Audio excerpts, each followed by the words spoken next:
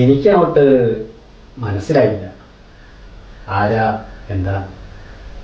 എൻ്റെ പേര് കൃഷ്ണൻ. ഇത് എൻ്റെ മകൻ ശ്യാം. കോഴിക്കോടാണ്. കോഴിക്കോട്ട് ചാലപ്പുറത്ത്. ആണോ? എൻ്റെ അമ്മയുടെ വീട് ചാലപ്പുറത്തായി. കുട്ടിക്കാലം മുഴുവൻ പഠിച്ചതും വളർന്നതൊക്കെ അവിടെയായിരുന്നു. പിന്നീട് അവിടെ നിന്ന് മാറി നിൽക്കേണ്ട സാഹചര്യമാണ്. കല്യാണം ഇവിടെ നിന്നായിരുന്നു. പിന്നീട് നാട്ടിലേക്ക് പോയിട്ടില്ലേ? അപ്പോ ഭാര്യ? ഇല്ല, എന്നെയും കുട്ടികളെയും തനിച്ചാക്കി അയാൾ പോയിട്ട് വർഷം 10 കഴിഞ്ഞു. കുട്ടികളൊക്കെ? 3 പെൺകുട്ടികളാണ്. 3 പേരും പഠിക്കുകയാണ്. മൂത്തോളിപ്പോ BA കഴിഞ്ഞു. അല്ല, ഇപ്പോഴും പറഞ്ഞില്ല വരവിൻ്റെ ഉദ്ദേശം എന്താണ്? മാഷിൻ്റെ മകൾക്ക് ഒരാലോചനയാണ് ഞങ്ങൾ വന്നത്, എൻ്റെ മകന് വേണ്ടി. അതിന് അവൾ പഠിക്കുകയാണല്ലോ. ഒരു കല്യാണത്തെ പറ്റിയൊന്നും ഇതുവരെ ചിന്തിച്ചിട്ടില്ല. പെട്ടെന്ന് വേണമെന്നില്ല. രണ്ടു കൂട്ടർക്ക് ഇഷ്ടമായാൽ നമുക്കൊരു ധാരണയിലെത്താമോ? അതിനിപ്പോ മോളിവിടെ ഇല്ലല്ലോ. അവള് ഹോസ്റ്റലിൽ നിന്ന് പഠിക്കുക. ഞായറാഴ്ച ആളെ വിളിക്കാം. മോൻ കണ്ടിട്ടുണ്ട്. വഴിയിൽ വെച്ചേ അന്വേഷിച്ചപ്പോഴാണ് അറിയുന്നത് ഇവിടുത്തെ കുട്ടിയാണ്. അതിപ്പോ മോളെ താല്പര്യം അറിയാതെ ഞാനിപ്പോ എന്താ പറയാ? ഒറ്റയ്ക്കൊരു തീരുമാനം എടുക്കാൻ. ഉള്ള കാര്യം പറയാലോ മാഷെ. മോള് പറഞ്ഞിട്ടാണ് ഞങ്ങൾ വന്നത്. ഇവിടുത്തെ അഡ്രസ്സ് തന്നത് മോള് തന്നെ.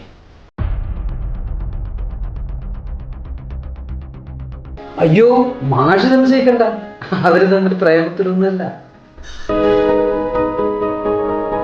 അവളെ ഇഷ്ടമായപ്പോ മോൻ നേരിട്ട് പോയി അന്വേഷിച്ചു, അത്രയേ ഉള്ളൂ. മോൻ എന്താ ജോലി? കോഴിക്കോട് സിവിൽ സ്റ്റേഷനിൽ ക്ലർക്കാ. സർക്കാർ ഉദ്യോഗസ്ഥനാണല്ലേ? നിങ്ങൾക്ക് പറ്റിയൊരു ബന്ധാണെന്ന് തോന്നില്ല. മാഷ് എന്തേ അങ്ങനെ പറഞ്ഞത്? ഒരു സാധാരണ സ്കൂൾ മാഷാണ്. ഇപ്പോൾ പെൻഷൻ പറ്റി വീട്ടിലിരിക്കുന്നു. സ്വന്തമെന്ന് പറയാൻ ഈ കാണുന്നേ ഉള്ളൂ. മോശമല്ലാത്തൊരു ജോലി കിട്ടാനുള്ള വിദ്യാഭ്യാസമൊക്കെ ഞാൻ എൻ്റെ മക്കൾക്ക് കൊടുക്കുന്നുണ്ട്. അതിൽ കൂടുതൽ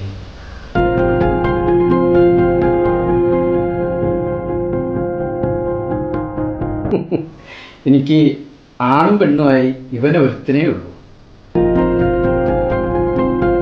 ഞാൻ പറയുന്നത് കൊണ്ട് മറ്റൊന്നും തോന്നരുത്. ഇവനെ പഠിപ്പിക്കാനും ഒരു ജോലി വാങ്ങിക്കൊടുക്കാനും ഞാൻ ഒരുപാട് കാശ് ചെലവാക്കിയിട്ടുണ്ട്. അത് ഇവന്റെ കല്യാണത്തിലൂടെയെങ്കിലും എനിക്ക് തിരിച്ചു കിട്ടണ്ടേ?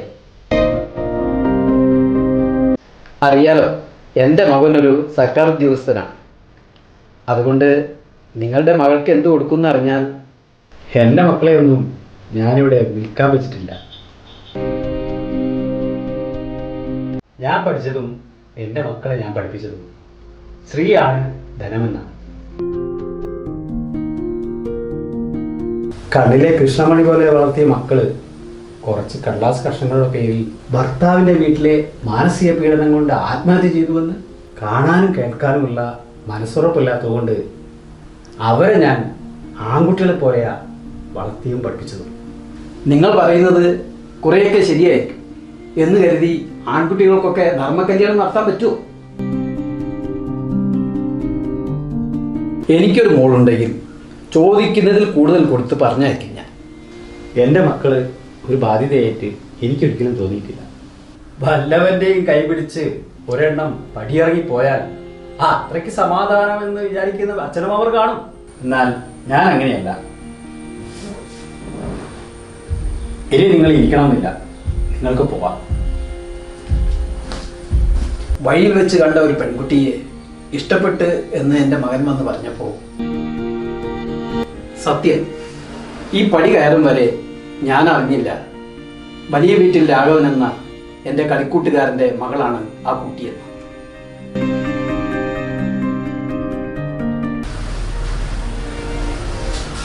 നീ എന്നെ മറന്നു, കൃഷ്ണൻ എന്ന ആ പഴയ കളിക്കൂട്ടുകാരൻ. എടാ കൃഷ്ണ, നീ ഒരുപാട് മാറിപ്പോയല്ലോ. ആ പഴയ ആളെയല്ല നീ. ജീവിതത്തിൻ്റെ രണ്ടറ്റവും കൂട്ടിമുട്ടിക്കുന്ന ഓട്ടത്തിനിടയിൽ ശരീരം നോക്കാൻ കഴിഞ്ഞില്ലല്ലോ. പക്ഷേ മനസ്സിപ്പോഴും പഴയത് തന്നെ. ഒരു മരുമകൾക്ക് വേണ്ടിയല്ലോ, മകൾക്ക് വേണ്ടിയാണ് ഞാൻ ഈ പടി കയറി. ജീവിതം മാറിയപ്പോൾ നിന്റെ ആദർശങ്ങൾ മാറിയോ എന്നറിയാനാണ് ഞാൻ ദയവേശി ക്ഷമിക്കണം.